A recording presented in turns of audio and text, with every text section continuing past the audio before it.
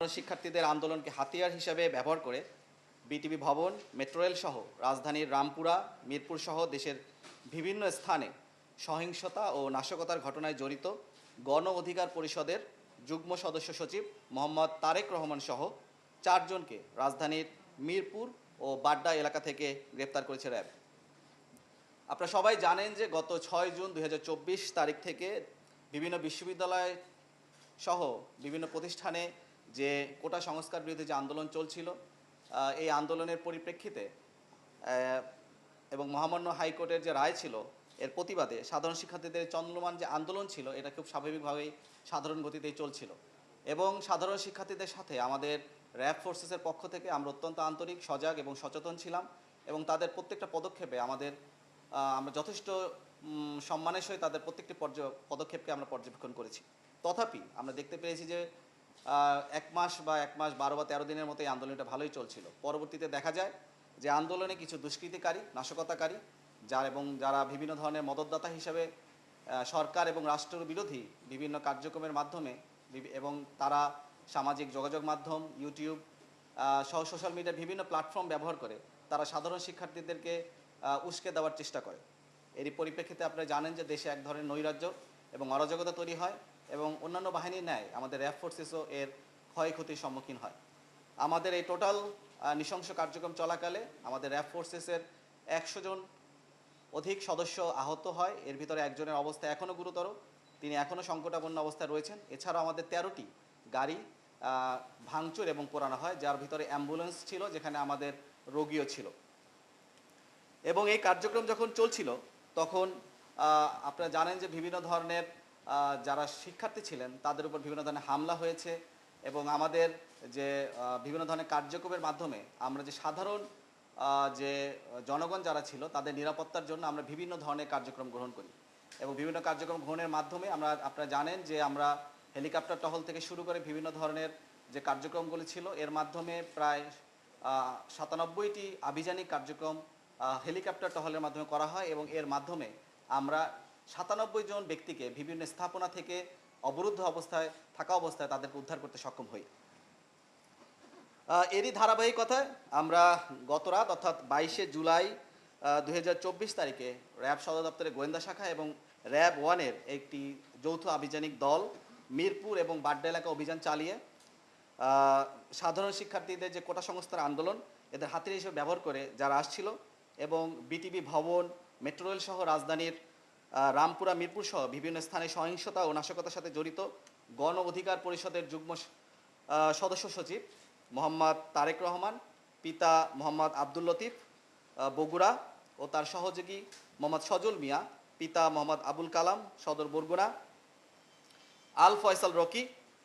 পিতা মৃত আকবর হোসেন সদর লক্ষ্মীপুর, মোহাম্মদ আরিফুল ইসলাম, পিতা আব্দুর রাজ্জাক শেখ চিতলমারি বাগেরহাটকে গ্রেফতার করা হয় এবং তাদের কাছ থেকে উদ্ধার করা হয় 2টি শর্ট গানের খালি খোসা, 2টি ল্যাপটপ, 3টি সিপিইউ, একটি হার্ড ডিস্ক, একটি মডেম, একটি এটিএম কার্ড, 4টি মোবাইল ফোন ও নগদ 11,887 টাকা। প্রাথমিক জিজ্ঞাসাবাদে গ্রেফতারকৃতরা দেশের বিভিন্ন স্থানে যে নাশকতা চলছিল এরই ধারাবাহিকতায় তারা বিটিবি ভবন এবং মেট্রো রেল স্টেশন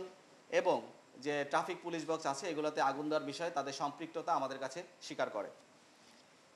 আপনারা সবাই জানেন যে সাম্প্রতিক সময়ে রাজধানীর বিভিন্ন স্থানে যে হামলা, নাশকতা, অগ্নিসংযোগ ও গ্রেফতারকৃতরা স্বয়ংক্রিয়ভাবে বিভিন্ন মদতদাতাদের মাধ্যমে কাজ করছিল। একটি সাধারণ শিক্ষার্থীদের যে আন্দোলন এটাকে ভিন্ন খাতে প্রবাহিত করার জন্য এবং এটাকে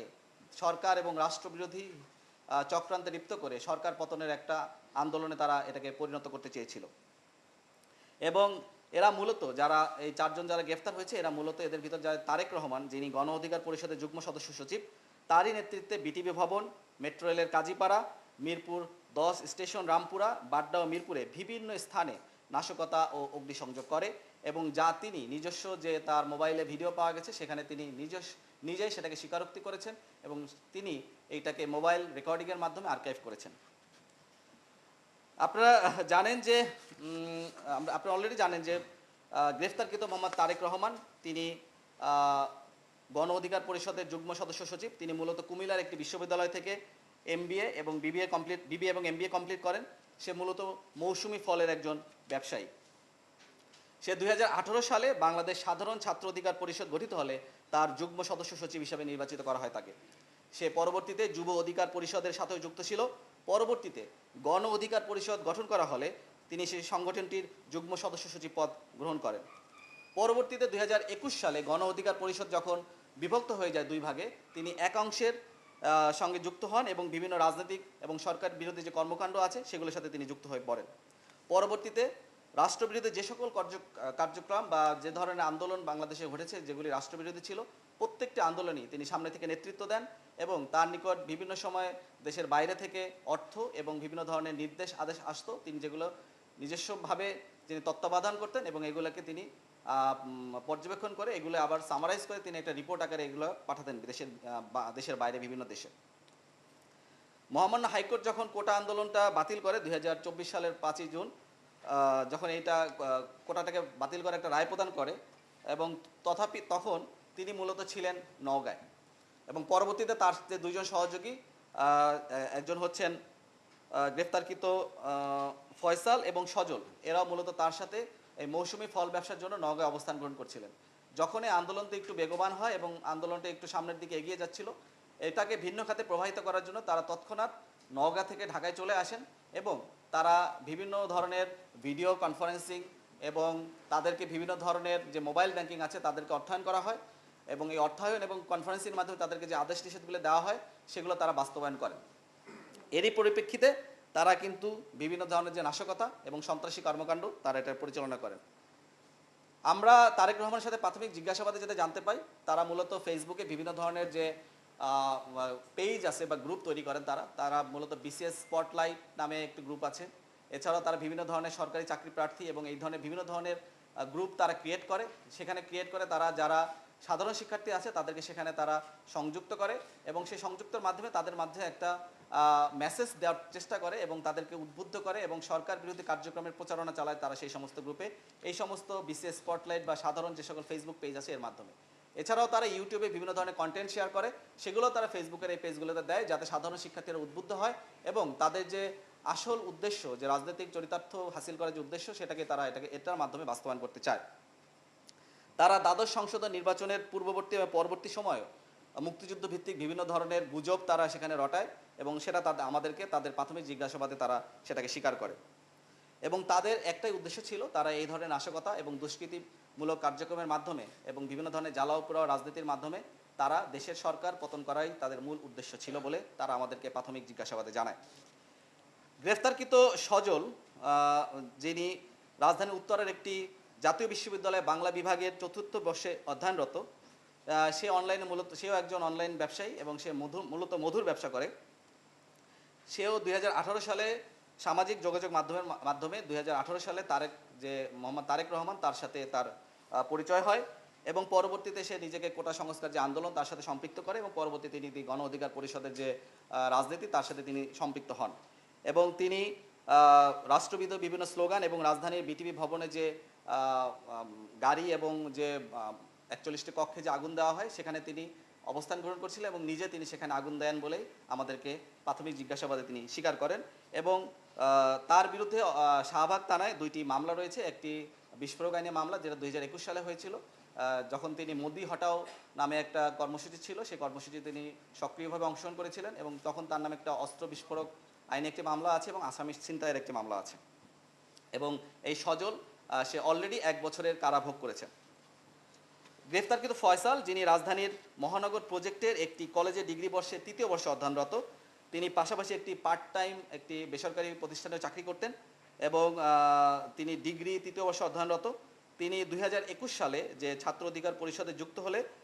গ্রেফতারকৃত তারেকের সাথে পরিচয় হয় তার। তিনি 2022 সালে সে সংগঠনের মহানগর উত্তরের সভাপতি পদ প্রাপ্ত হন। গণ অধিকার পরিষদের যে মহানগর উত্তর ছিল সেখানকার তিনি সভাপতি হিসেবে দায়িত্ব পালন করেন। সে গ্রেফতারকৃত তারেকের নির্দেশনায় কোটা সংস্কার আন্দোলনকে রাষ্ট্রবিরোধী আন্দোলনের রূপ দিতে সামাজিক যোগাযোগ মাধ্যমে বিভিন্ন ধরনের প্রোপাগান্ডা চালায় এবং রামপুরা এবং বাড্ডায় ভাঙচুর এবং অগ্নিসংযোগে অংশ নেয়। এখানে বিশেষভাবে উল্লেখ্য যে এরা বিজিবির একটি এপিসি ছিল, সেই এপিসিকে তারা অবরুদ্ধ করে, বিজিবির সদস্যদেরকে তারা অবরুদ্ধ করে এবং সেখানে তারা বিভিন্ন ধরনের রাষ্ট্রবিরোধী স্লোগান দেয় এবং যেটা আমাদের এছাড়াও তারা মূলত যে নাশকতামূলক যে কর্মকাণ্ড, আগুন সন্ত্রাসের যে কর্মকাণ্ড, এটাতে সক্রিয়ভাবে এই ফয়সাল সামনে থেকে অংশগ্রহণ করে। চতুর্থ যে ব্যক্তি গ্রেফতারকৃত আরিফুল, তিনি স্থানীয় একটি স্কুল থেকে দশম শ্রেণী পর্যন্ত পড়াশোনা করেন। পরবর্তীতে সে রাজধানীর মিরপুর লালমাটিয়ার একটি জায়গাতে মোবাইল সার্ভিসিংয়ের দোকান দেয় এবং তিনি 2 বছর পূর্বে সামাজিক যোগাযোগ মাধ্যমে এই যে আমাদের গ্রেফতারকৃত যে তারেক, তার সাথে তার সখ্যতা গড়ে ওঠে এবং তিনি নিজে মিরপুর 10 কাজীপাড়া রেল স্টেশন এবং ওখানে অবস্থিত যে ফায়ার সার্ভিসের গাড়ি ছিল সেগুলোতে আগুন দিয়ে ফোনে তারেককে জানান যে তিনি মেট্রো রেল 10 যে কাজীপাড়া মেট্রো রেল স্টেশন আছে সেখানে তিনি আগুন দিয়েছেন এবং ফায়ার সার্ভিসের গাড়িগুলোতে সে আগুন দিয়েছেন এবং তিনি এর একটা প্রতিবেদন আকারে তিনি আমার তারেকের কাছে রিপোর্ট করেন। সো এই ছিল আমার কাছে মূলত। এখানে সবশেষে আমরা যেটা বলতে চাই যে যারা এই ধরনের নাশকতামূলক এবং কর্মকাণ্ড করছে, সন্ত্রাস করছে এবং যারা এই ধরনের দেশে জ্বালাও পোড়াও রাজনীতি করছে, আমাদের দেশের যে উন্নয়নের যে মডেলগুলি আছে মূলত তারা সেখানে কিন্তু আঘাত হানছে। আমাদের উন্নয়নের মডেল ছিল হচ্ছে মেট্রো রেল, আমাদের উন্নয়নের মডেল হচ্ছে পদ্মা সেতু, আমাদের উন্নয়নের মডেল হচ্ছে এলিভেটেড এক্সপ্রেসওয়ে, আমাদের ডাটা সেন্টার যেখানে আমাদের সকল ধরনের তথ্য থাকে, বিআরটিএ ভবন। তারা মূলত মহানগরীর 13টি স্থানকে টার্গেট করে এবং তারা ঢাকার বাইরে 60টি স্থানে টার্গেট করে, মোট তারা 20টি স্থানে টার্গেট করে তাদের এই ধ্বংসযজ্ঞ বা তাদের এই তাণ্ডব লীলা তারা চালায় এবং আমাদের গোয়েন্দা নজরদারি অব্যাহত আছে। আমাদের এই কার্যক্রম আরও অব্যাহত থাকবে। এ বিষয়ে আমরা বিস্তর আলোচনা, পর্যালোচনা, ব্যাখ্যা বিশ্লেষণ করছি এবং আমরা আশা করছি অচিরেই আরও যারা